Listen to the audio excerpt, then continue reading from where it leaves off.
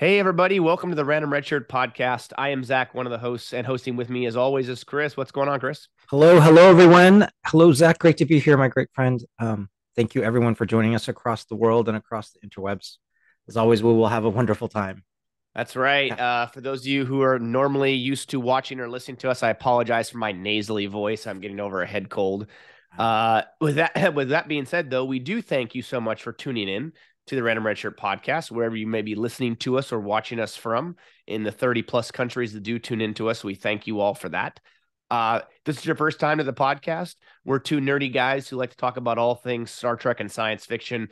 And be sure to check us out on Facebook and Instagram. Follow us there for up to date information. By the way, we also have a special celebrity guest that we're going to be announcing at the end of this episode. So be sure to stay tuned to the end, or if you're watching this at a later time, you could just hit the little red scroll ball across to get to the end if you really want to. But this is, Chris, this is our season 4 finale as we wrap up Star Trek Voyager. And we look forward to season 5 because our season 5 premiere is going to have an amazing celebrity guest interview that we can't wait to share with you guys coming up in a week from now, at least from the week from the time of this episode airs. And yeah, we can't wait for you guys to see that interview. It was a lot of fun we had, Chris. Yeah, indeed. It was a lot of fun, and so glad we got to do it. And we learned a lot. It was very, very interesting. A lot of new things for us. So, and that's what we love about what we do on the podcast and the show too, is learning some really interesting things about the creators and the people are involved with Star Trek and all the science fiction and the things we love. So that's just the great part about it that I like, is learning about all the people here. Yeah, and we Yeah. learned stuff about ourselves too. Like we can't remember anything, that kind of stuff. Man. I've Yeah. certainly learned a lot of my limitations on the podcast. That's for sure. Yeah. But anyways, Yeah. yeah. Yeah. So this is our season 4 finale. And those of you who have been following us from the beginning and listening to us, we really appreciate it. If you're new, we also appreciate it. And thank you for tuning in. And we cannot wait to jump into season 5. Season 4, Chris, of this podcast has been fantastic. We've had a just action-packed season 4. To me, the most memorable part, I think, of season 4, looking back, is probably just the deep dive that we did on Picard season 3. I mean, that was so much fun to go through it episode by episode and really dive down into so many of the topics and moments and memories from that season. Yeah, indeed, it really was a lot of fun. And you know what I really appreciated too is a lot of our audience and our watchers and our listeners, seeing them add kind of their own ideas and their thoughts and their like futures, like suggestions on other things that we can deep dive on. But but just seeing them be present in some of the live chats that we've had, when we do the premieres, it just warms. I just really appreciate it. It warms our heart. It just feels so good to be part of that community, really, and share that with everyone. It feels just wonderful. Yeah, and speaking of that, talk about a highlight during one of our season 3 of Picard reviews. Terry Metalis, a showrunner, shows up randomly in the chat and just starts talking with all of us, answering questions. That was pretty cool too. Yeah, absolutely. That was that was cool.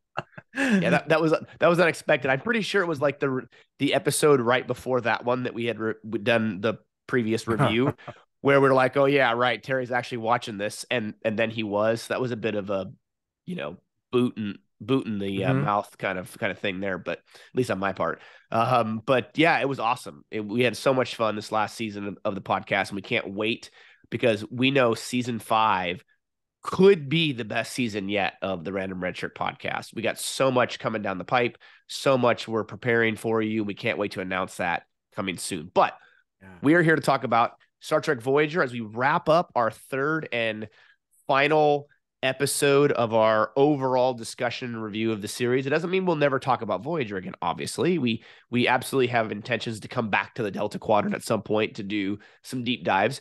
But for now, this will kind of wrap up our just kind of surface skimming of the series as we discuss through the show and our favorite moments and some of our favorite episodes, characters, so forth. So with that being said, let's do just a quick couple of need to know here, Chris, and then we'll jump in to the USS Voyager as they journey and find their way home. So go ahead and start us off with our first need to know this week for the audience. And if you've never watched this show, we don't do it every episode, but as often as we get a chance to, we like to do something we call need to know, where it's stuff we see in the media or show announcements or movie announcements or things like that that we feel like you need to know. So Yeah. that being said, Chris, start us off. Absolutely. So the first need to know. So my dear friend and like my brother Terry, he shared something with me that I think we should all be very, very concerned about, Jack. Zach. Wait a second. Wait a Oh, second, Chris. no, Chris, yeah. how long I have we don't been know. friends? How long have we been doing this podcast? A You long got time, Jack. man. You got Jack Crusher on your mind. What the Yeah. heck? This is not, I'm sorry, people. This is what happens when you get too many, things like in your mind. Like you start having these like conflicts of things and getting I'm things wrong. gonna start Man. calling you Christine from now on. Yeah. Yeah. Yeah. Now you have permission to do that, Zach. All right. Oh, now you can Cut, never. take. No, go Yeah. ahead. Go ahead, Yeah. Chris. Yeah. So this is What should something we be concerned about? well, we both love the X Files. We do. A whole Yeah. bunch of us love the X Files. So what I learned was that they are planning an X Files reboot to not involve Mulder or Scully. And this reboot is from the director of uh, Black Panther. Now, now I don't have a problem with spin-offs or like something that is like they spin off on things like Star Wars, they spin off on things like Star Trek. They can spin off and do things with different characters. But the X Files did such a wonderful that is such a wonderful series, beloved by so many people. I'm really concerned, on this.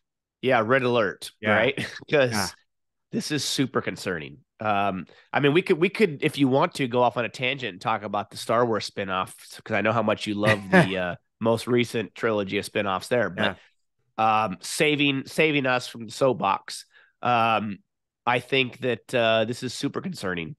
X Files, in my opinion, was at its best when you had Scully and Mulder. yeah, Um, David Duchovny, although he didn't create the show, was a huge part of that writing staff. I mean, he wrote a lot of episodes. Uh, yeah, I have a lot of concerns about that. If they're gonna do a reboot, especially that doesn't involve the two of them, I'm not watching. Sorry, I think that's gonna flounder badly. yeah, yeah. I agree. I mean, Mulder and Scully were so like central to it. Like Mulder had this great backdrop, and you had Scully as the skeptic, right? And her being a doctor. It was great. And I don't feel any need for them to do any sort of reboot. Spin-off, I don't mind using could be a different division and different characters in the same universe. I don't know. Yeah, but even But then, get some new freaking ideas. Like, yeah. like why are we no, just no. I hope this doesn't get anywhere because there's always rumors this stuff, but hopefully it doesn't go anywhere. But I mean, speaking of that, right? The writers in Hollywood are on strike right now, That's right. Yeah. so stay on strike if that means we don't get X Files. I mean, obviously we Yeah. want everything to be settled and people to get their due pay and everything, but yeah, no. Stay. I'm gonna Heisman pose this one and stay far away from that. No thanks. Yeah. So some of our listeners, if you've never seen the X, oh, I can't talk today. Oh my goodness, I can't talk. If you have not seen the X Files, um, we highly recommend you see it. That'll probably be something we will talk about on a future episode that we have. Um, so with that, yeah, that we're very concerned about that. Yeah. Yeah, Zach, next need to know what do we have going on next? Yeah, so there's been some discussion about bringing Babylon 5 back. The original show creator, I think it's J. Michaels. I don't know how to pronounce his last. I'm gonna butcher it, so I'm not even gonna say it. I think it's like JMS for short or whatever. Um, there's been a lot of talks about, I don't know, about rebooting it or continuing on or bringing the show back in some capacity. Mhm. Apparently, they're doing an animated movie with several of the original characters voicing their original characters, or actors voicing their original characters. Here's the only catch, though. There are several actors from Babylon 5 who have passed away in real life, people who are main characters, several of them. And it's really unfortunate too because the show's not that old. I mean, it was on around the same time as DS9. It got 5 seasons and then it went off the air. It also had, I think, two like made for TV movies, a lot of books, a role playing game which I own, by the way. Nice. Fantastic. But yeah, I we'll see. We'll see. If you go on Claudia Christian's um Instagram, she talks about it on there. I've met her. She was at a Star Trek convention once, actually. And she seems excited about it. So she played Susan Ivanova, who was like the second in command of the station Babylon 5. And so hopefully we'll see. We'll see. I know you have not watched the original show Babylon 5, Chris. Um, Definitely it's on your list. I know of things you want to watch in the future. Yeah. We've talked about it in this podcast before. It's one of those things where you either like Babylon 5 or you think it's the stupidest thing that's ever been made for television. I'm in the like or love category of Babylon 5. Great show. It has there are some Star Trek-esque things to it as far as like it deals with stuff. It Yeah. talks about things. It's not just entertainment. There's a lot of like political struggle. There's a lot of relationship and character development and building on it. It's a great show. I mean, yeah, the CGI, the computer animation graphics are like horrendously outdated. They weren't back then, but yeah, it's a great show. So I'll be curious to see what actually happens with this, and if the original show creators involved, then I think it has a chance. Nice. Nice. I'll be Yeah. curious too. All right. What's our last thing the audience needs to know this week? All right, audience. We should know that Raiders of the Lost Ark will be making another appearance in the theaters. I believe it's going to be the first week of June. It's like June 4th, 5th, and 6th, around there, close to that. And that will precede the release of the new or the new Indiana Jones movie. I'm gonna get the name. I'm not sure I'll get that quite right, but Indiana Jones and the Dial of Destiny. I think that's right. Something like that. Yeah. So yeah, that'll be out for us to see. If Does that come out June as well? The new Indiana Jones movie, is that out in June? I'm not sure. I want to Okay. say I want to say, but I'm not. I'm not 100. Yeah, I don't remember the release date, but it's coming up pretty soon. I mean, we're middle of May right now, so Yeah, it's gonna be here that. soon. Yeah, the new Indiana Jones I want to see in the theater, and the Flashpoint.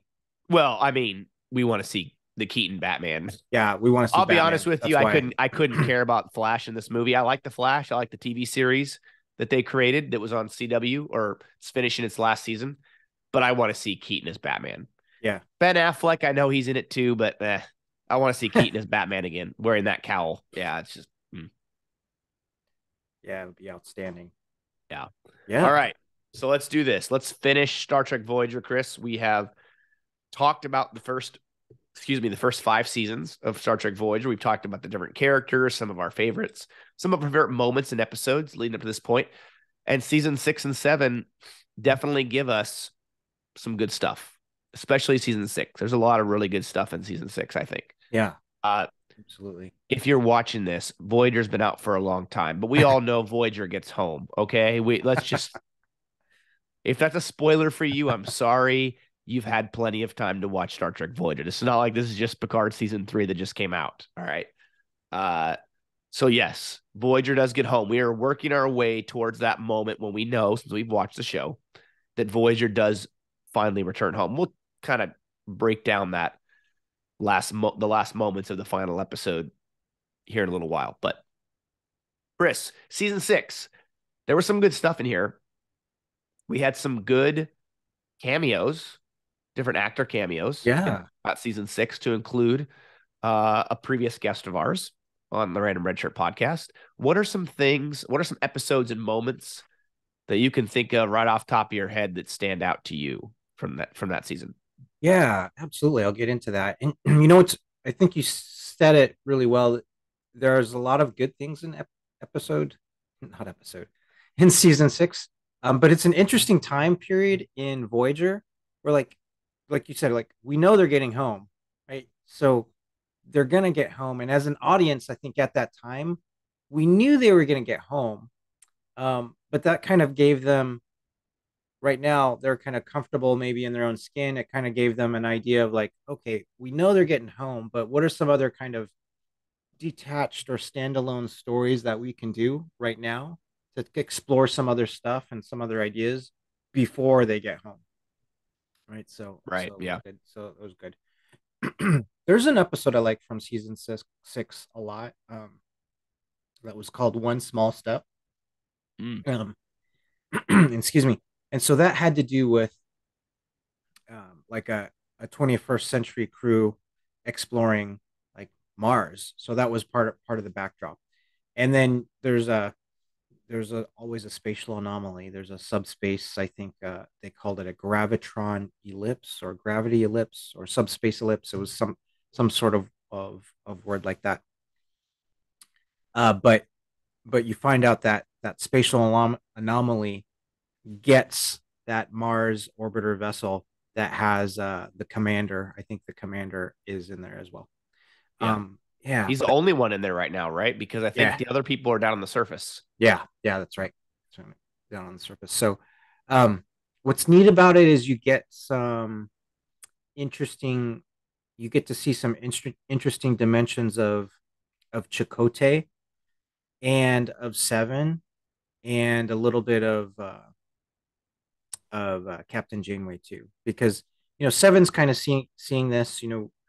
There's this big desire to explore this spatial anomaly. There's this big desire to try and find that command module from Mars. And Seven's like, why are you guys wanting to do this? This is like old. This is like history. And there's a neat kind of interaction between Seven and Janeway, like where Seven's going, this is inefficient. Why are you wasting your time with this? And Janeway's explaining, no, this is part of like who we are. This is part of history. Um, and that was a neat dimension for Seven to learn. And we learn about Chakotay too, because he's so um Chakotay's background is in paleontology and in history, and he loves that so much. So he's so like enamored to want to find that command module. And Chakotay kind of goes over the line a bit, and he puts a lot of people at risk to get that command module, and so they almost perish as a result of Chakotay's decision making. Um, but Seven learns a lot. Like she actually is the one that has to end up beaming aboard that old command module, and in the process that she does that, she hears all the old logs from the commander of that Mars command module, and the commander's like he's summarizing and he's dictating all of these things that he's seeing when he's in the spatial anomaly, and he's saying, "Hey, I know I'm not going to make it, but if someone finds me, I hope I'm recording all this data for us in the future, and don't I think this is a success, and um, all this data that I'm getting make it something positive." So um, I really like those kind of different aspects of one small step. It not only celebrates the idea of like exploration and learning new things, but then that connection to history and the past, and that making us part of like who we are, and then Seven kind of learning that too, like on her own, because um, Seven actually she's the one that she beams the commander back to Voyager, the commander's body. And during the funeral at the end, Seven actually says a very, Seven actually makes some very poignant like remarks at the funeral when they're commemorating the commander there. So she really kind of grew a lot in Yeah. that particular episode. That one small step. So that's an episode. Yeah, I'd really recommend people to watch that one because it's complete like standalone like episode of Voyager that you can watch and really appreciate and like. So yeah, yeah. I watched that one recently, so Oh, I'm nice. glad. Yeah, Yeah, so it's yeah, fresh. it's fresh. Oh, not like That's some of it. the That's other it. stuff, like That's not important. Yeah, games. that's Yeah, important for us. We need the episodes fresh. yeah, Yeah. yeah. Awesome. Yeah. How about you? Any So yeah, I always forget that this episode is so far into the show. I always think Yeah. this episode is later, like earlier in the series, and this episode that I'm talking about is actually one of my favorite from the whole Star Voyager series, and that is an episode called "Blink of an Eye." And so Voyager comes across this really bizarre planet, and they get up into orbit, and they kind of get caught up there, and they get stuck, and they're looking down and observing this planet that's very primitive when the time they arrive, but the way the planet's spinning or something like that, trying to remember the exact specifics, hence the remember again, right? Mhm. um the civilization below, the time is moving much faster for them than it is up on Voyager, and so they can literally watch entire generations flash by on the planet in the blink of an eye, like the Mhm. name states. It's very fascinating. And in fact, because Voyager gets stuck up in space, or gets stuck up in orbit like that, and it's this bright dot in the sky, it actually completely affects the civilization and how the outcome and the way the civilization evolves and changes and grows over the millennia.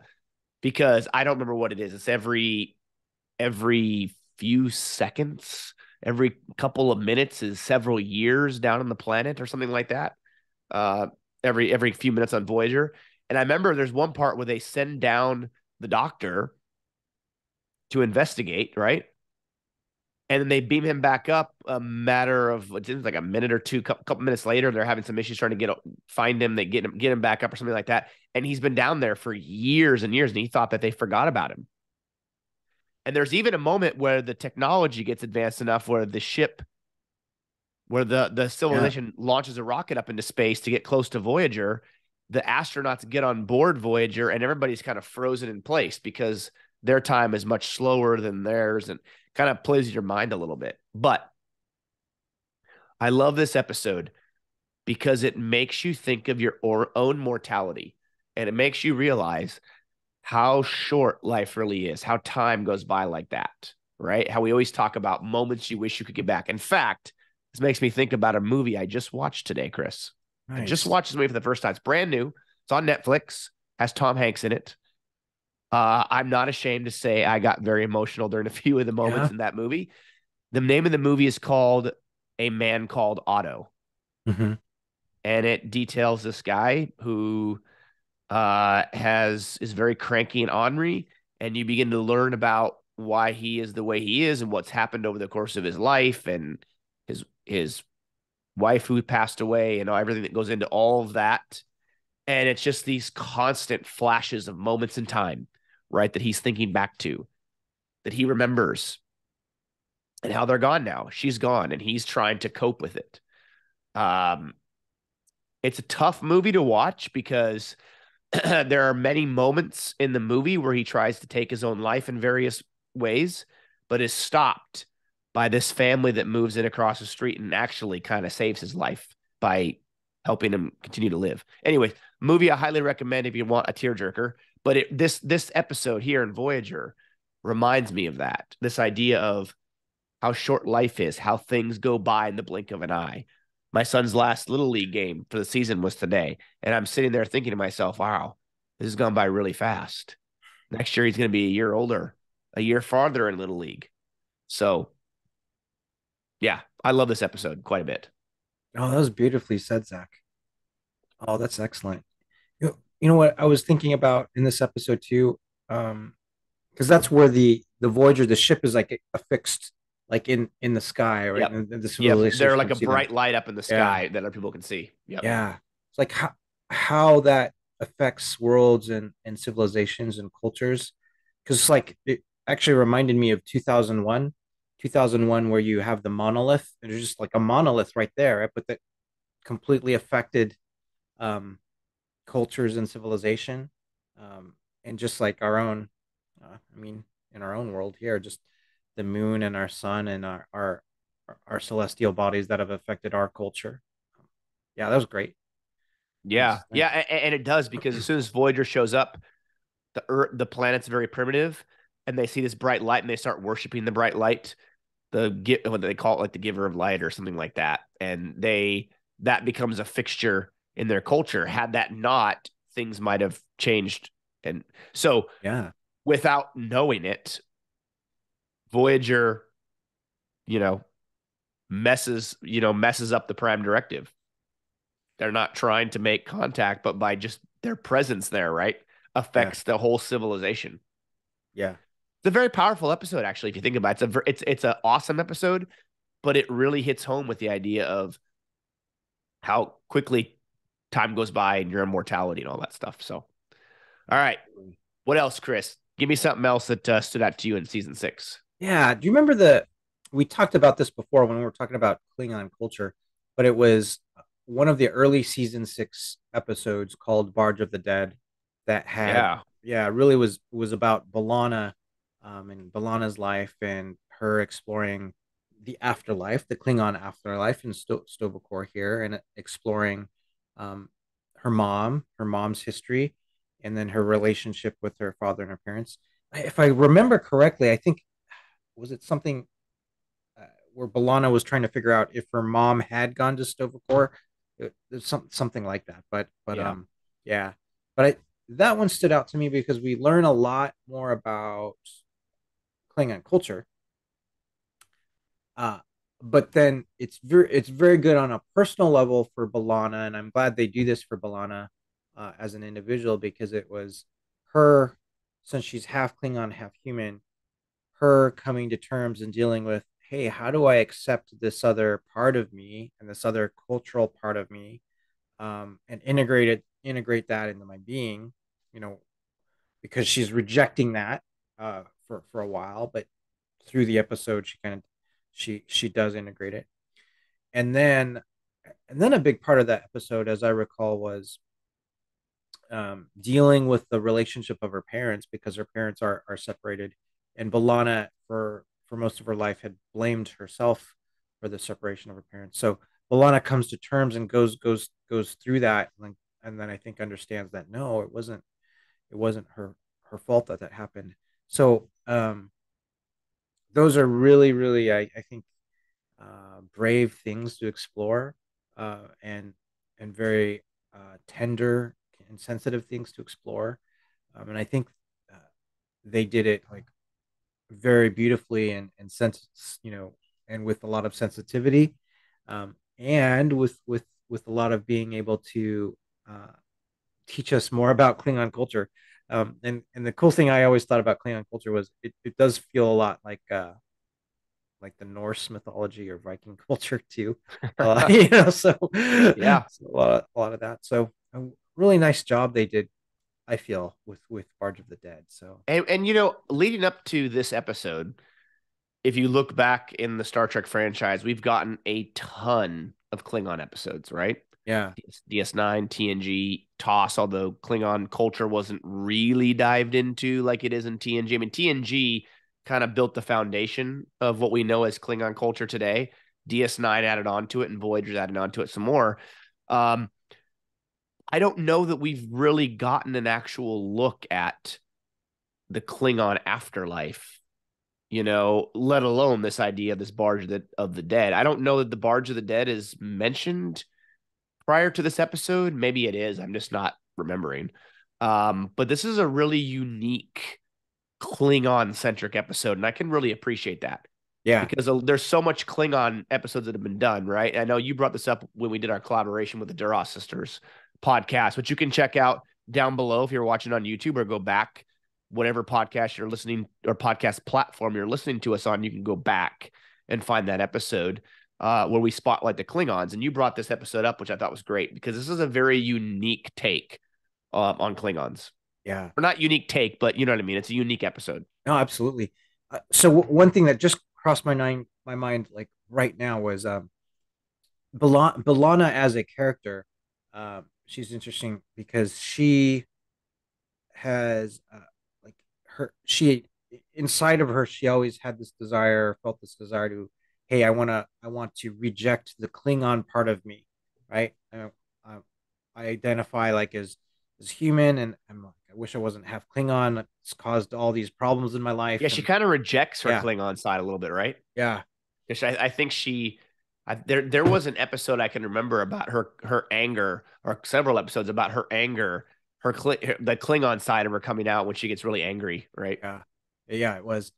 And so what I was thinking about Spock actually, because what I like, so Star Trek, they've got these, these people that are, um, they've got different cultures, which is great. So Spock was, he wanted to reject his human parts. He's like all about um embracing the Vulcan part of him, and trying to say, hey, I don't have any emotions, and I'm just like trying to like hide this human half of me. So I'm just contrasting, Spock and B'Elanna right now. So I think that was it's kind of a great thing that I see in Star Trek for them to have characters like this. Just That's really cool that you tie that in with Spock, because if you look at the Star Trek shows, there aren't a ton of, I call hybrid or whatever, like half alien, half mm, human characters that are main characters in the series, right? You had Spock, who's half human, half Vulcan. B'Elanna is half human, half Klingon. That might be it yeah, and as you know far as that main characters go. yeah, yeah. For I mean, and for those of us that come from multicultural families and have those kind of just where you've got cultures that are so rich and diverse, and you've got that on both sides. You got those on both sides. I think it's just a great thing in Star Trek to have, because people. There's so many people in the world that have that kind of both parts of themselves that they can explore. Yeah, Yeah, that's true. yeah, Yeah, yeah, no, it's a great episode. It's a great episode for sure. yeah. All right. Any other ones that have stuck out to you? Yeah, there's a lot of really good episodes of this. I do want to quickly hit on, because I think it's important to mention the episode Memorial. I hadn't watched it in a long time. Mm. It's not an episode that I skip over. It's just one that I don't typically highlight, and it's not because it's not a good episode. I think it's a heavy episode. It's a very heavy episode. This is an episode where, and I just watched it today actually, so it's fresh in my mind. So I can't have the excuse of, oh, I forgot. I don't remember. Um, but in this episode, I believe it's Neelix, Paris, Kim, and Chakotay who go on like a 2 week kind of away mission. They take a shuttle, they go explore a bunch of planets, and then they come back. When they come back, they start having these vivid flashbacks, vivid memories of a war that they fought in that they don't remember fighting in. And I don't remember the outcome of it. I just watched this. This is sad. I just said I don't remember. I kind of fell asleep towards the end of it, but it's because I've been sick and I was tired, not because the episode was bad or anything. Stop laughing. It's not No, funny, Chris. no, no. You remember me? Like you asked, did I fit? I always told you, yeah, I fell asleep, and you Yeah, were like, I pulled a Chris on this one, like, but I had an excuse. I've been sick. So, anyways, but yes, regardless of the outcome, this episode deals very heavily with PTSD. In fact, it's even specifically stated in the episode. I believe the doctor mentions that they are suffering from a form of post-traumatic stress. Mhm. It's so bad so that Neelix actually takes um, Naomi. Yeah. Naomi Wildman, the young girl, kind of hostage in the crew lounge, 10 forward, whatever area, because he thinks people are after her. They have a lot of these flashbacks. In fact, early on in the episode, Tom shows back up, and him and B'Elanna are together. They're obviously at this point in the show, they're a couple, and he shows back up to his quarters, and she surprises him where she's replicated this old school television Oh, from like the 1950s. It's like I think it's yeah. almost all black and white, and she's programmed, shows and stuff on there. And it's got a remote control. And he's like, they didn't have remote controls back then. And she makes popcorn and everything. And then he's watching stuff. She falls asleep, and all of a sudden, these images from this, what happened, show up on the screen. But yeah, the whole episode, these guys are dealing with this form of PTSD. And it's very interesting because 9/11 hasn't happened yet. Mm-hmm. And I think the wars in Iraq and Afghanistan, decades-long wars, begin to bring that to light and begin to really highlight this thing that is PTSD, the horrors of it, the people that deal with it, people who were in the Vietnam War, World War I, World War II, Korean War, all these other wars, Gulf War, throughout a lot of our country's history. When they came home, that really wasn't a known thing. They were told to just suck it up, And now you have something dealing with that. We talked about this during our DS9 review, right?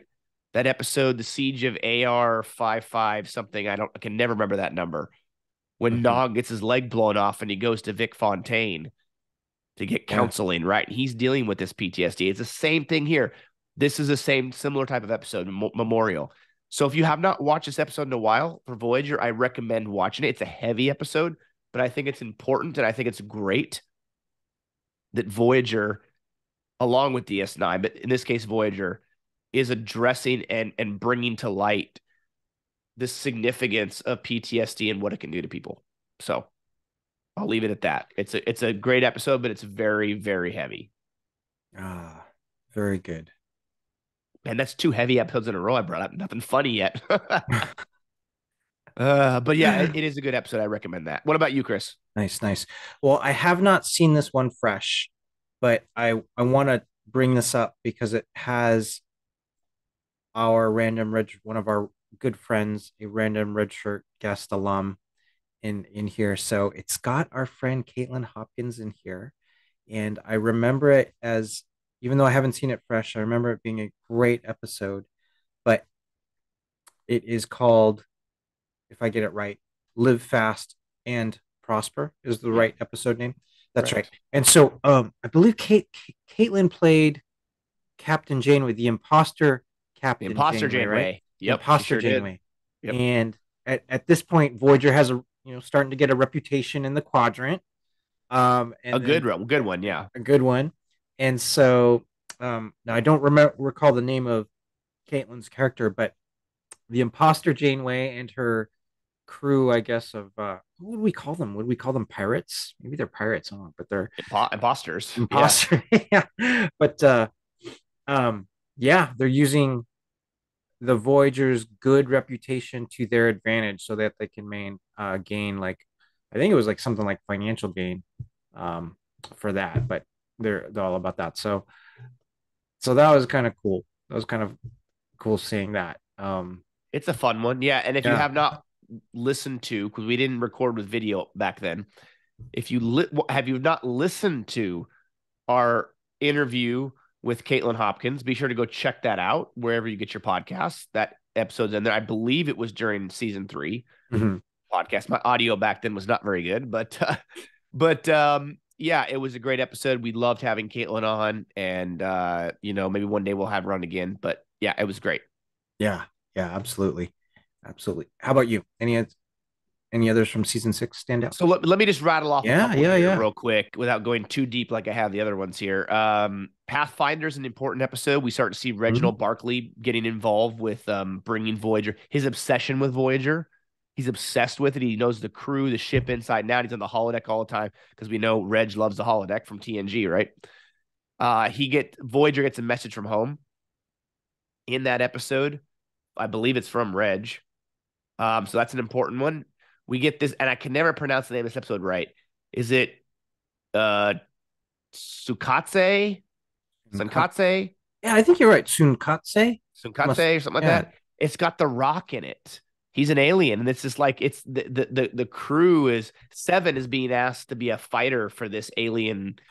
Oh, it's like the MMA of Star Trek, right? It's just like these fights that go on, and this alien is the ringleader that puts these fights together. And I believe that's the episode where we get Jeffrey Combs Oh, as an nice. alien appearing in it, and I think he's the one that kind of runs the whole ring of fighting. And The Rock is one of the fight. I think he's the best fighter until he has to fight against Seven.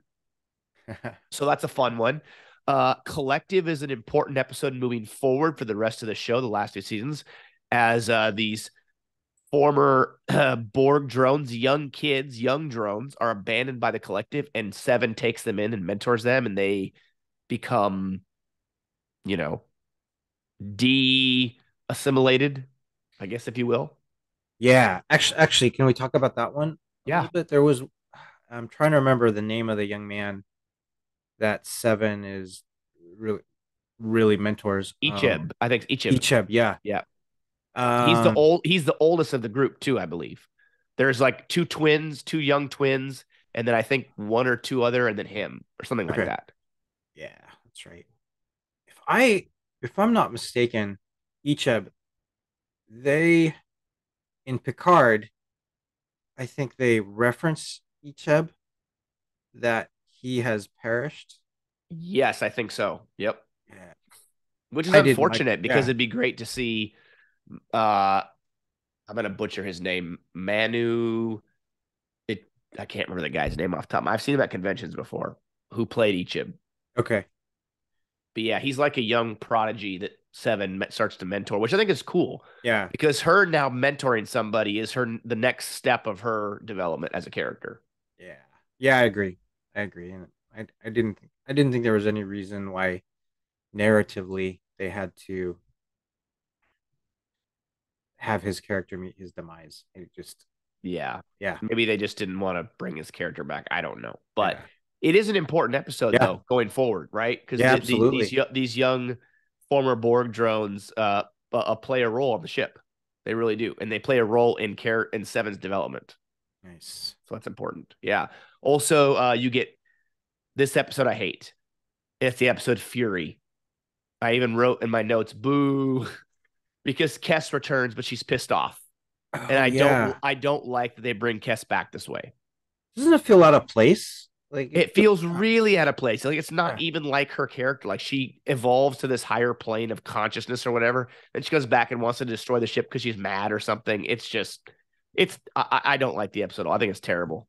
Now that is now forgive me because my memory might be off. Now, because Kess also had an episode where she helps propel the Voyager closer to home, but this is not. She doesn't do that.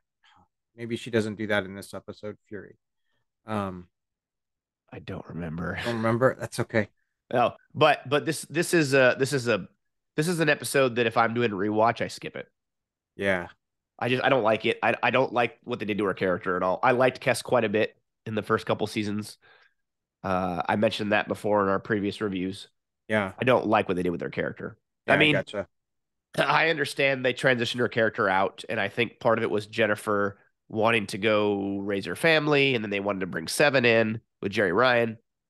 But I didn't like what they did, the way the character exited, and the way they brought her back. I just Mm-hmm. not a fan at all. So, yeah, a couple other ones I can think of from season 6. Lifeline, wonderful story about the Doctor being able to kind of help figure out a way to save his creator, Louis Zimmerman. Looks just like him, obviously. It's a great interplay. We get this crotchety, cranky old character played by, Robert Picardo, along with the Doctor, and this interaction between them. That's wonderful. And his caretaker that helps him, this woman who's a lovely woman, and he treats her like garbage. And Yeah. finally, he changes though by the end of the episode, which is cool. He does change. He's back on Jupiter Station, I believe, is where he's Yeah. at. Yeah. I think so. Also, two other ones. So, The Haunting of Deck 12 was one we talked about for our Halloween special. And also, the Duras sisters mentioned as Mhm. one of their episodes to watch as part of their Halloween special. So, that was Nice. cool. Very spooky Halloween type episode. So, if you're in the mood for a spooky episode, Haunting of Deck 12 is right up your alley. And then the season finale, which is Unimatrix 01. Dun, dun, dun. The Borg Queen's back. This Nice. time, though, she's not played by Alice Krieg. or Kriege in First Contact. She's played by an actress named Suzanne Thompson, who plays Oliver Queen's mother in Arrow, by the way, and a Yeah, bunch of other stuff. Fantastic actress, and was really good as the Borg Queen, actually. yeah, So that Unimatrix 01 Part 1, and then it goes into Part 2 to start Season 7, goes back to what you mentioned before, Chris, about the idea of the two-parters that we get in Voyager. A yeah. lot of these great two-part episodes. Great two-part episodes. Absolutely. Yeah. Nice, nice. And So go ahead. that takes us into season 7. Yeah. Yeah, absolutely. Now, there was an episode in Season 6 before we continue on called Virtuoso, another episode I just watched today about the doctor becoming this like celebrity, right? Amongst these aliens who didn't have any music on their planet. And he stuns them with his ability to sing and make music, becomes this big celebrity until they replace him with a better one. And then he's going to leave the ship, and then he comes back. And I found it interesting. I remembered it because one of the questions we wrote for the Shuttle Pod Yeah. Show trivia was one you wrote from this episode. Yeah. So You that was know, great. yeah, yeah. This was a great episode, actually, because this is, it's similar to, thematically similar to a lot of episodes Data is in. Because, I mean, here you have the hologram, and, the hologram's gone through his own transformation and journey and evolution himself. And here he is. He's very much, he's taken by these aliens that love him, and he's kind of all into that and taken to that, and he wants to explore that dimension of himself. And then essentially he's asking Janeway, hey, can I resign, and I want to go like be a singer now. And Janeway's first reaction is like, well, you kind of have a duty here. Yeah. and Well, and there's a funny scene where he's in like the mess hall and he's like at this table handing out these holographic things to people. And she pulls him away and he's like, oh, Catherine, whatever. And she's like, I didn't realize we're on first name basis now. And he's like, I mean, sorry, Captain. He's gotten so comfortable with this. He's wearing this like robe and this like, scarf or whatever. And it's a kind of a funny episode, but it's funny. Yeah, you also see this idea where the doctor wants to expand his programming even more. yeah, I thought that was funny. That was a great Shuttlepod show trivia question. By the way, if you didn't know this and you're watching this or listening to this, we write trivia questions for Shuttlepod show. yeah. And if you haven't checked them out, please do, because their podcast is amazing. They have incredible guests on with them each week. So Absolutely. be sure to stay tuned go tune into that, watch that on YouTube, and then stay tuned for the end when they do trivia, because it's written by yours truly, Chris and Zach. Yep. So, Yep. all right, Chris, season 7 of Voyager. Let's jump into this as we work towards and work our way through the final season of this very unique Star Trek series. Season 7, what I liked about this too is this just started getting me to think about it, but finally we get to see a little bit more of Tom Paris's father, right? Because at the beginning of Voyager, you knew Tom Paris did some, he did some bad stuff that he regretted. You get the sense that Tom felt like he was this huge disappointment to his father, who was an admiral. But now in season 7, we definitely get the sense of a reconciliation at the end between Admiral Paris and Tom Paris. But then you also get to see Admiral Paris being quite concerned about his son, and that I like, because you see all that Admiral Paris is trying to do on the Earth side in order to get Voyager back, and you don't feel at all from Admiral Paris that he's disappointed by Tom at all. No, he's just really caring, wants to get him back, wants to save the crew, and you get the sense that he's proud of Tom, for all of what he's been through. So that I like. They're exploring that part uh of Tom's backstory and his father, and kind of closing the loop on what we learned about from Tom in season 1. So really, really appreciated that. Yeah, I want to show this. Those of you Yeah, watching on YouTube, here is nice. Admiral Paris. Got this at a convention many years ago. Unfortunately, Richard Hurd, the actor who played Admiral Paris, has passed away. Very well-known actor, played in a lot of stuff. He played George's boss in Seinfeld. He's been in a lot of things. But yeah, Tom Paris's father begins to play a key role as we go into this last season, right? And of course Reg Barkley as well, getting Voyager home and establishing this kind of Pathfinder mission to bring Voyager back to Earth. Yeah, and I think a real credit to the show creators. I don't know if that was their intention from the beginning, right? To have Admiral Paris come in, like when they're trying to figure out how to get home. But I'm really glad they did it that way. You know. Yeah, it was a nice touch, right? Because at some I don't remember where in season 7 or if it was in season 6 or at some point, right? Balana, Tom and Balana get married. I think it's in season 7 where Tom and Balana get married, Mhm. right? And then, you know, uh she gets pregnant. They have a kid who we'll talk about that in a little bit. But the idea that this redemptive arc, right? This bringing back together of Tom and his father, estranged in a sense, in time for his father to meet his new child as they're coming Yeah, home, which I think is really special. So that was a nice touch. I think you hit that right on the head there. yeah, yeah. That was nice. That was nice. Now I know one you talked about like before was, if you want to talk about this one, the void. The void, is that where they're going through the dark area of No, space? that was the episode called Night back in season Ah, 7. okay. Yeah, This this is is a something else. different one. Yeah, I'll be honest with you, Chris. As I was looking through season 7, I kind of Hmm. struggled because I just noticed there wasn't a ton of highlights for me in season 7. I mean, obviously we get, you know, the end game part 1 and 2, which is the finale. But there weren't a lot of episodes to me personally that stood out where I was like, oh yeah, these are great episodes.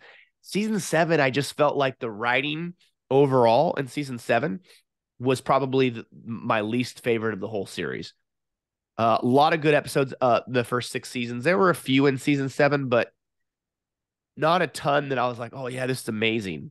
So it was more of like I just kind of felt more like by the time I got to season 7, I'm like, all right, we got to just fill some stuff in. We got to fill up 20 some episodes Hmm. in order to get to the finale, which we know what's going to happen. They're going to get home, right? So, but is there anything in particular that stood out to you in season 7? Yeah, the ones about Neelix, the Neelix centric one, right? And this was Homestead. I'm not. I want to say maybe it was a two-parter, but I'd have to go back and look at No, it this was a again. single episode, A I single believe. single Yeah. episode. Well, what was great about this one was, so Neelix does discover, and find a colony and group of his own people, and then he finds a family that he becomes attached to. But we see, I mean, Neelix he's always been like a great character. He's always an optimist, and he's the morale officer, right? So he's an optimist. He's trying to look at the positive side of any situation, and help where he can. And you see him really take this strong role when he sees his people there, and he sees the dilemma that they're in, and he comes out and he helps them, and he does an outstanding job. And I think that's great, and that's great, and we can see that with Neelix throughout all of Voyager. um, the relationship between Neelix and Tuvok has been interesting, right? Because Neelix feels very comfortable with most of the other officers and crew on Voyager, and they like him. But Neelix has always had a very, maybe you'd call it a distant relationship with Tuvok, right? Yeah. They've had some episodes where they've really been in conflict with each other, and Neelix has, you know, in you always got the sense, and you felt that Neelix was really trying to, um, not necessarily make Tuvok like him, but at least live up to maybe Tuvok's expectations, or show Tuvok that he was a capable a being. So I think that this is near the end of this episode where Neelix he's going to stay with his people, right, Yep. right there, and you Neelix had suggested to he always calls him Mr. Tuvok, I think, or Yeah. something like that, like I think in yeah, the very beginning of Voyager, he called him Mr. Vulcan or something like Mr. that. Vulcan, yeah, Yeah. yeah, Then it's Mr. Yeah. and like he suggests like, hey, you should try dancing, or something like that, right? Yeah. And I say like the when Neelix makes the decision to leave Voyager and stay with his people was just a beautiful scene because you see the entire crew of the Voyager right there. They're lining up. They're all lined, and Yeah. he makes this path through that. And the last one to see him is Tuvok, and Tuvok is just it, physically just a small gesture of tapping his foot, like and showing he could dance. Right, it's a small physical thing, but the meaning behind it like is huge. And I felt there was so much emotion like in that one moment between uh Neelix and Tuvok, and it was really a beautiful masterpiece, I think, that the creators did for that. And I also think that these are the two individuals, Neelix and Tuvok, who have this like, I mean, this tension, like I just said before. Neelix always trying to not just live up to what Tuvok's expectations are. But these are the two beings, the two characters that at one time they were merged into one. They were Yeah. right, Tuvix. Tuvix, Yeah. Very controversial episode. right? Yeah, the controversial episode. But these are the two ones that like they're far apart, but they were one being at one time. So what I just thought it was just a beautiful tribute to Neelix on this episode, that really stands out to me, like warms my heart to think about it. Like of course I would have wanted, I think so many people would have wanted Neelix to go back to Earth. Um, but then to have Neelix kind of reunite with his people there and reunite with the family and have this great leadership role with with that his people's community was really important too. So if he was going to leave, he did. If he was going to depart the show or depart the crew, he didn't depart the show. But if he was going to depart the crew on their way back home, I can't think of a better way that they've done it. So Yeah. yeah, I I'm glad you brought that up yeah, because this episode I think is special. I think it's very honoring to the character. It's quite the opposite of what they did to Kess, in my opinion. Um, yeah, I I, I like Neelix got a great send off.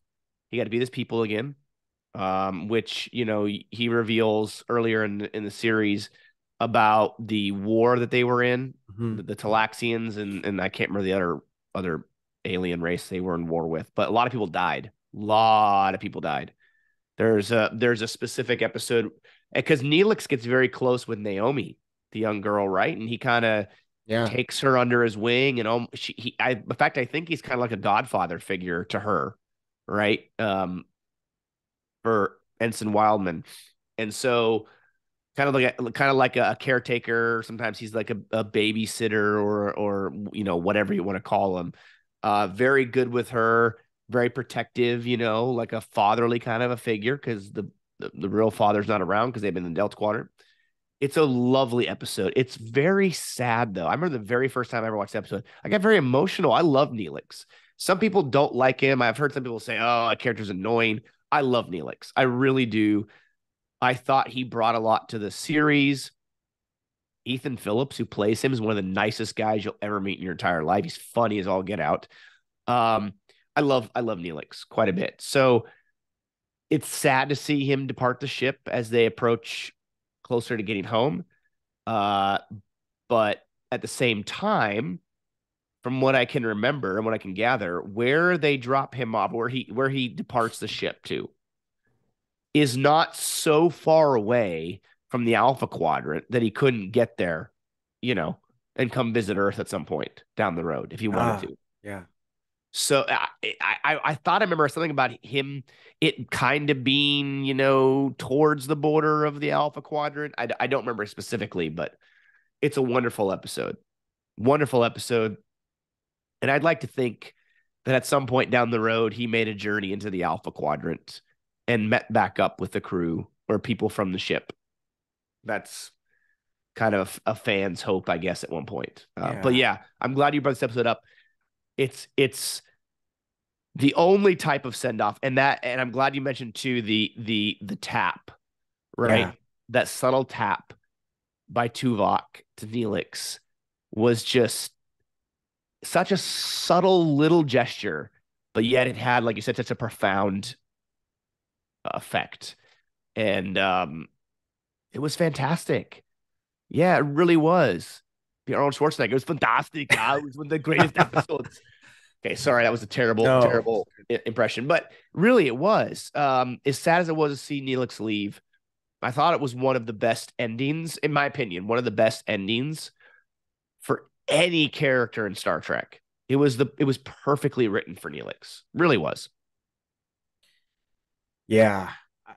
To I would I would actually have a hard time going back and watching it because it was um I think that there's a lot of emotion. There's a lot of Yeah. like emotion in there. It's not sad. Well, it kind of is a little Yeah, bit. Yeah. yeah.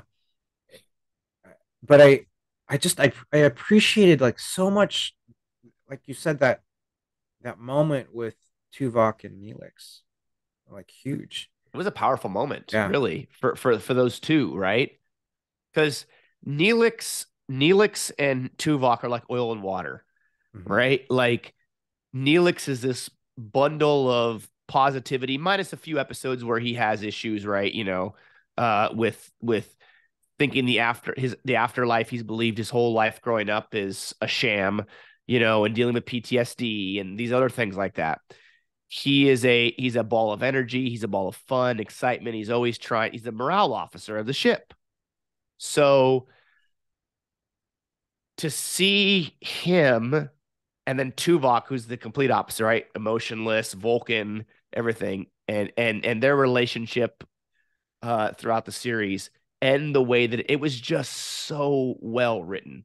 It was just absolutely perfect for the way these two characters were. Right? You didn't expect for Tuvok to all of a sudden reach out his arms and give Neelix a big hug. That would have been interesting. This was more appropriate. Yeah. And it was great. But it is a tough episode to go back and watch. I actually have skipped it in the past because it's hard to watch. Because I love Neelix, and while it's great for him to be with his people, it's sad to have to see him say goodbye because that crew became Yeah. his family. Yeah. Yeah. They did a good job with that episode, They didn't they did, yeah, they? they really did, they really did. But there's a few other things I wrote down as far as stuff to highlight. Yeah. The void, which is where Voyager sucked into this inescapable Oh subspace. yeah. They fight off other ships. It's so funny, right? With Star Trek, there's either a subspace interference, subspace, uh, uh, you know, a thing, or there's a nebula, or there's always something to continue the plot, right? Yeah. And so this was an interesting episode. This idea of Voyager being sucked into something else to have to fight their way out of. Workforce Part 1 and 2 is also mentioned. Do you remember that episode? I do remember that one. They had their memories wiped in that episode, Another right? And two-parter. another two-parter, and they're working Yep. like in these, I want to say factories Yeah. on this planet. Um, so yeah, that was. I just remember them slowly regaining their memory. I want to say it was like Janeway that got it first, and she kind of remember where she came from, and then them like going off. I'd have to watch it again, but then them figuring out a way to Yeah, get it's a off the good planet. episode. It's a good Yeah, episode. Yeah, I mean, honestly, Chris, can you think of a two-part episode from Voyager that was bad? no, I loved how you put it. yeah, I think it was in our last review, right? We reviewed seasons, or we talked about seasons 3 through 5 of Voyager. You mentioned this idea that these two parters are like getting little Voyager mini movies. yeah, And I because it's true, it's like an hour and a half. It's kind of like a movie these days. Um, yeah, they're great. I can't think of a two-part episode that I did like in Voyager. Yeah, agreed. Agreed. They're awesome. Yeah. And you like Yes. Q. Q and There Q's was an back. episode Q2 in this with dealing with Q's son. I don't remember much about this episode, to be honest with you. Yeah, me neither. I don't. I have to So go back. you're watching this or listening, leave us a comment, send us an email, go on social media and send us a message. I don't remember much about this episode at all. I'll have to go back and watch Yeah. it actually. There's actually funny because there's a lot of episodes from season 7 that I was going through. I'm like, I don't remember this one, this one, this one, this one. Like, did I watch these? Maybe. I don't know. I'm sorry. It is what Yeah. it is. Between my raspy voice and my bad memory. And then I'm not offering much in this podcast right now. it's all good. All good. And then we do have Endgame part 1 and 2 where they do make it back to Earth, right? And Yep, this is the show finale. the show finale. I always felt it was a little um abrupt when they got back and made it, but maybe others didn't feel it was as abrupt. And when I was reading what some of the creators wrote about the final episode, Endgame Part 1 and 2, and when they were trying to figure out how would Voyager eventually get home, and would they want, after they get home, would they want to have some follow-on episodes? Um, they decided no, they don't want to have follow-on episodes like after they get to Earth because they felt they would be like anticlimactic. So they wanted to be at like when they got to Earth, then that would be, the end. Yeah, let's talk about the finale here for a minute. Okay, so we get another Yeah. two-parter, right? Yeah. That's kind of a Voyager thing. Lots of two-part episodes. Um, we get time travel, right? Or alternate Mm-hmm. timelines with Admiral Janeway coming back to sacrifice herself for Voyager to get home. We get the Borg Queen. We get a lot more Borg stuff. We get is it like the transwarp conduit or whatever it is that the Yeah. Borg use to get around? That's Yeah. how Voyager gets home. There's a lot of stuff going on in this two-part episode. Um, I'm curious about this two-parter here, Chris. Do you, and I think there's also a scene in this episode, I believe this is the one, where Janeway sees like a pile of Borg bodies stacked up on themselves, or maybe it's a different episode. But um, I'm curious of your thoughts on this finale. How would you compare Voyager series finale to the other Star Trek series finales? Like, is it the Ooh. best? Is it the best? Like, where would you kind of stack it? I know I'm putting you in the spot here. Oh my gosh. Where would you kind of stack this finale versus the other show's finales? Well, this is definitely if I do the worst one, it's probably Enterprise, so I can do that. We can Um, agree on that. Yeah, yeah, Enterprises. Yeah, yeah. yeah. Um, oh, this is great. This is its own episode. Your idea, this is its own episode. Its idea. Okay, should we Now, say? We'll save it then. We'll save it. We'll save yeah, it. But yeah. did you like the series finale of Voyager? I did. I did like it. Because it's packed with a lot of stuff in this. A lot of stuff. A Yeah. lot of stuff in it, right? So one of the aspects that the creators wrote about in the season finale was so Janeway, Admiral Janeway, she's a protagonist in her 70s, going back in time, and she's gonna kick butt now, like, and she does an awesome job, like setting things right. And so there's a lot of themes in there. There's themes of regret. There's um,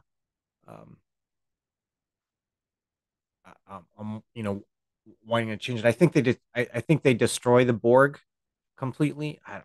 I Yeah, they have they to. destroy. I believe they destroy the Unimatrix, right?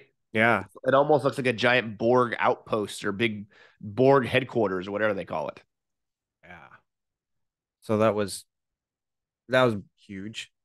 Um, but and I definitely have to go back and watch.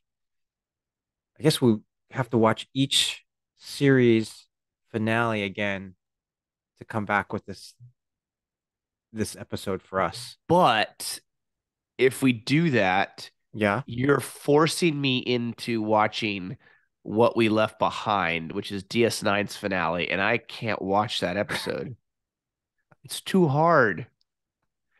Maybe if I'm watching it as a standalone versus watching it as part of a watch through of DS9, it won't be as Yeah. bad.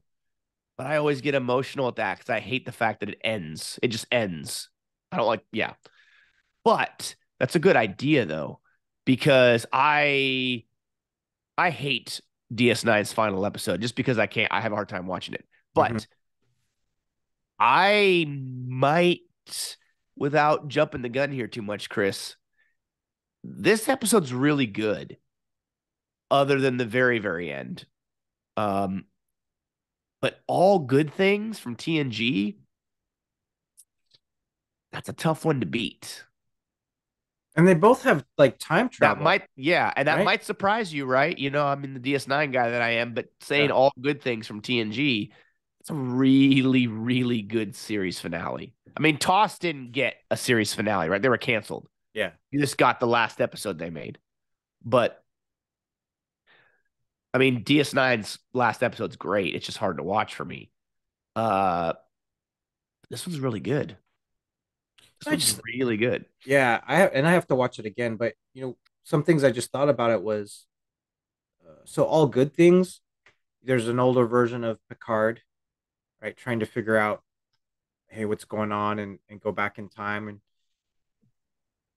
help out and fix things. And then in Endgame Part 1 and 2 of Voyager, older version of Janeway, like, she's gonna go back in time and um try and make things right with how Voyager gets back home.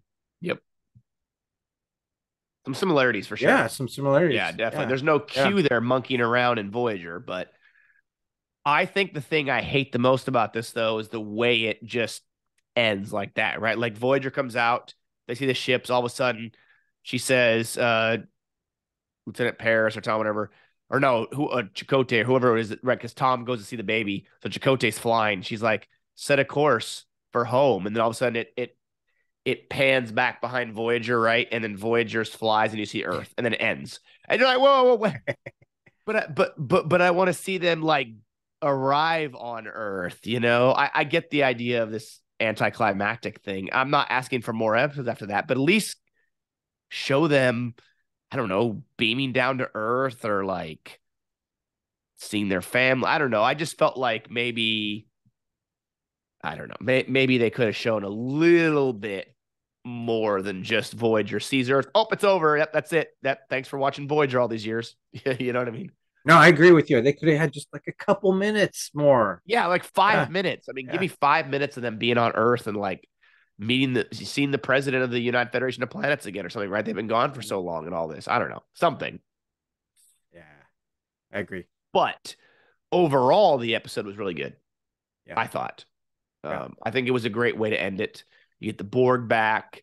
You get time travel. Old Janeway sacrificing herself to get everybody home and blowing up the transwarp conduit and all this stuff. Every time the Borg are like weeds or a bad rash. Every time you think you've gotten rid of them, they come back. You know what I mean? Like River agrees too. Um, He does. Yeah. but with the Borg, it's like, okay, you think they're gone, they're not. And of course, we realize that once Voyager ends, we think, oh, they've killed the Queen, the Borg, and then no, they come back. You see them again in Enterprise, although that's in the past. You see them again in Picard, multiple iterations of the Borg Queen. Um, yeah, it's really the Borg thing is really unique and different. But okay, so overall, Chris, let's do a rating here on a scale of 1 to 5 comm badges, which is our rating scale here for if you've never watched or listened to the Random Redshirt podcast. I don't always sound like this, by the way, but um, on a scale of 1 to 5 comm badges, that's what we use to rate either a show or a movie or a series or whatever. So, Chris, on a scale of 1 to 5 comm badges, where would you rate? How would you rate Star Trek Voyager as a series? Yeah, man, this is really, really hard. So can I, is it okay if I give some remarks? Please, yeah, Yeah, absolutely. yeah, yeah. So as I come to, because I had been thinking about like Voyager as a series, And I had been thinking about some things I've read in the past and maybe what the writers had, whether intentional or not intentional with it. Um, but I had been thinking about like so Voyager. Then I'd been thinking about these literary works called the Odyssey. If you read that, and the poem of the Odyssey and Odysseus's back his travels back home after the war and trying to get back to Ithaca. Then I also been thinking about Heart of Darkness, and I've been thinking about Lord of the Flies, and so I'll connect I'll connect all of those Man, as dude, I dude, that all that's gonna like just toast your brain, man. That's some yeah deep thinking there. I was yeah it's gonna toast all of our brains here, but so like I think Odysseus's journey back home after the Trojan War was like 10 years, close to that, right? And so and then Voyager's journey back home was 7 years. But in Odysseus's journey, he goes through all of these trials going back home. So he gets stuck on an island trying to get off the island with Calypso. He ends up going to the afterlife. He ends up going through the challenge of the sirens. And so in that, I'm like, wow. And then when I think about Voyager, I think about some of the episodes in Voyager. Like there's one that can be I felt like very similar to the challenge of the sirens where Yeah. Harry Kim is on this planet where he with all the females and turns out to be not what he thought it was. Right. you know and Calypso you've got the challenge that they have with the Vidians and dealing with the phage there, and you've got the sacrifice of all the crew members on Voyager too. So I thought there was a lot of um, thematic parallels with Voyager and Odyssey, which I thought was cool that they wrapped those things into some episodes. Then when I think about the works of Heart of Darkness and Lord of the Flies, and the reason I bring those in are like um, the episode The Equinox really made me think about this, where you've got this contrast of of captains and there's a very fine line between the idea of savagery and moral action and organizations. And so Heart of Darkness and Lord of the Flies, you've got like both those themes too. Very, very fine line where you can just go off and then you've lost all of your moral obligations and all of your ethics, and then you've just gone into like this savage mode of none of that exists. Yeah, which is kind of like what the crew of the Equinox Yeah. resort to, right? Yeah. It's all about we got to do whatever we do at home. Yeah. Doesn't matter. Yeah. And so when I started thinking about those, I was really appreciating Voyager and going, hey, this is cool that they're exploring all these and putting it in Star Trek. So it made me think about the rating that I was going to do for us, and I was like, well, okay, I think having all of those things up made the rating go might be higher than you expected me to go, but I think my rating out of the five comm badges I'll have as it's four right now, but it might be. I have to think about it. It might be a little bit higher after thinking about it more. But right now, 4 out of 5, like comm badges. I just like yeah, there were definitely episodes where I didn't like, but it's just filled with these great two-parters in there and these themes that kind of connect to some of the greatest works that we have. So I'm like, okay, so it's at least a 4 as of this moment right now. Might go higher. Oh, also like another remark I have is Janeway is just such a it's terrific that she's the captain, that she's the headline of the show, and you get to see a lot of kind of dimensions of Janeway from being being a strong captain to having motherly instincts, to showing such concern of her crew, and then to being being at very much at odds sometimes and at conflict with other members of the crew. Particularly like Chakotay and Seven, which I think were great things to explore. So, yeah, might go even higher, but I'll start at the 4 out of 5. Okay. Yeah, Nice. yeah. All right. Well,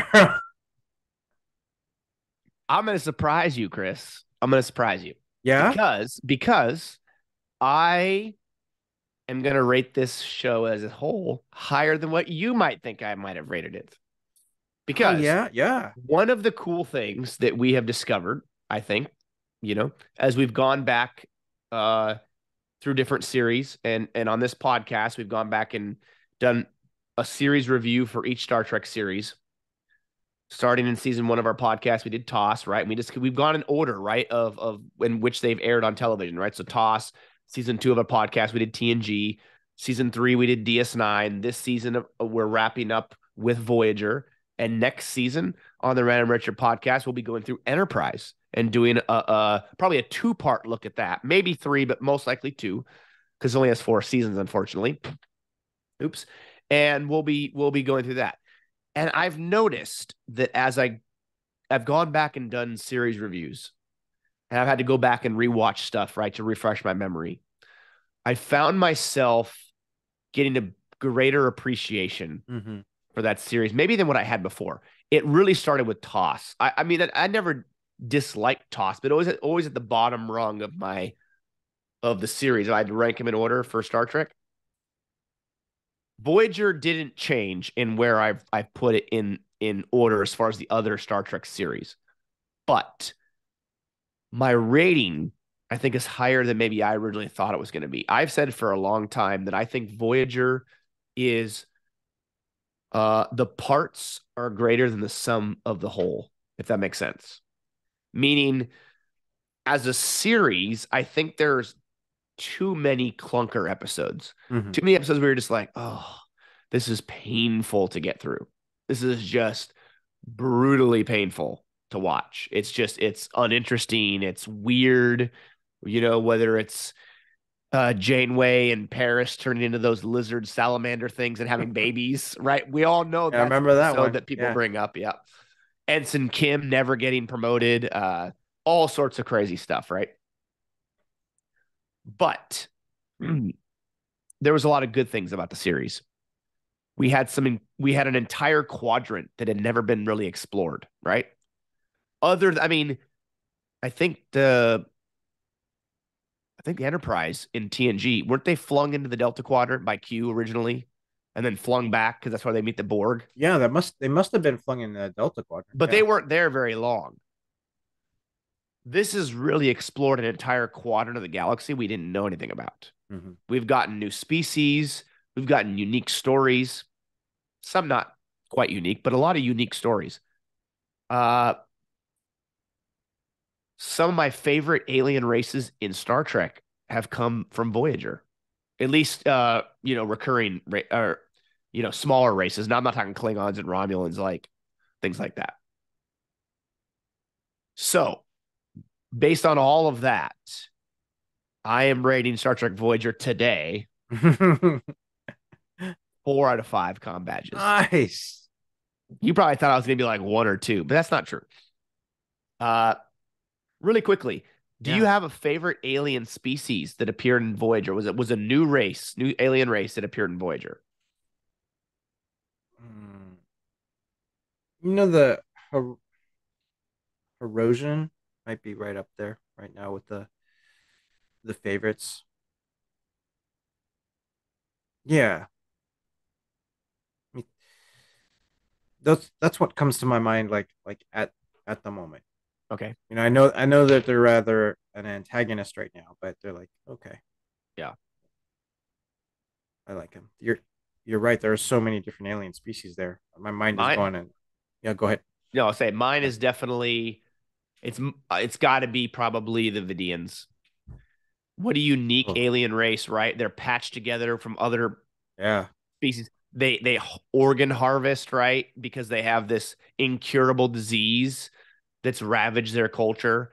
Uh I think they're one of the most unique species that's ever been created in Star Trek. I think they're, I don't want to say wonderful because that makes them sound like they're great, but from a perspective of creating new species and building this kind of culture, building this alien race out through different episodes was so well done. But there were like the Kazon, for example. I think the Kazon were just, they weren't intimidating. They had big ships. They had weird hair. They weren't intimidating. They just were, you know, they just had some weird. They weren't a very good antagonist early on in Voyager, I don't think. But Yeah. anyway, so yeah, Vidians, Herosians were definitely great. Species 8472. Yeah. I mean, a species that can rip Borg cubes in half like tissue paper. I mean, sign me up. You know what I mean? Yeah. So overall, 4 out of 5 comm badges. Nice. I think there's, if I had to go back and look and I had to add everything up, which would take too long a time, and it would be very subjective. To me, Voyager had the most clunker episodes Hmm. of any of the Star Trek series. There's just too many where I'm like, next, Hmm. next. But there's a lot of really good ones too. And I think what Voyager has going for it is what you brought up. I think it's great. The mini movies, the Hmm. two-part episodes. I think they had some of the best two-part episodes in the whole franchise. Yeah, I think so. Yeah. I mean, So, the time ship one, right? We talked about oh that. yeah, oh yeah, Uh, Future's End, right? yeah. Part 1 and 2. Yeah, great episode. Yeah, a lot of good two-part episodes. They explored some of humanity's past Hmm. in there. We got Captain Proton, which Hmm. is a great holodeck series. I mean, a lot of good stuff came out of Voyager. All these little parts. Neelix, I love Neelix. I love that character quite a bit. So, um, but also the evolution of the characters too, with, excuse me, the Doctor and his transformation from being just a simple program to what he became. Yeah. 7 of 9. Um, what else? Yeah, I mean, all the characters, a lot of the characters changed. I think the biggest ones were the Doctor, Seven. They're probably the two most developed, I think. The ones Yeah. that make the biggest leap Yeah. really got. The next one I'd say maybe is Janeway because Janeway we see her um her transformation and like how like what how she's gonna get her crew back home. Yeah. Well, they finally decided on a hairstyle eventually. Yeah. It changed all. I thought that was kind of a running gag, and they could never figure out what kind of, her hair was always different every episode early on. Yeah. But you're right, because early on she's immovable, she's stubborn, she's rigid, she's inflexible. Uh she honestly, I'm not a fan of Janeway the first couple seasons. Hmm. Once she begins to really listen to Chakotay and the rest of her crew and realize that, hey, we gotta make some adjustments. I need to make some adjustments on the way I approach things. Yeah. She becomes a great captain at that point. Yeah, she does. Yeah, and she's interesting because sometimes she doesn't listen to right her crew and the Equinox. Sorry to bring up the Equinox again, but the Equinox one comes up because she just goes off the deep end trying to um, bring that other captain to justice, and she's not listening to anyone else. So Right. Yeah. yeah, Yeah. All yeah. right. So the moment you've probably all been waiting for, Hmm. our celebrity guest announcement. Chris, would you like to do the honors and announce our upcoming celebrity guest interview that will be airing on the Random Richard podcast a week from today? It'll be coming out on a little over a week, Sunday, May 21st. This interview will be airing right here on the Random Richard podcast. Zach, we are so happy and thrilled to announce that we have coming up the lovely Elizabeth Dennehy, our Lieutenant Commander Shelby herself. Yes. Yes. We cannot wait to share that with you guys. It's Yeah. wonderful. We cannot wait to share that with you. She's a wonderful woman, and you guys are going to love it. It was a fantastic interview. We had a great time, and we are so excited to share that with you. But she's actually Admiral Shelby now, right? If we want to That's talk about right. current rank, she was Lieutenant Commander Shelby. And we actually, it's funny, Chris, we talked about this, that she was in arguably one of the most, if not the most influential two-part episode Hmm. or episode period in all of Star Trek and Best of Both Worlds. We talked about the influence that that episode has had throughout the rest of the franchise. We talked about that, I think, during Picard. Yeah.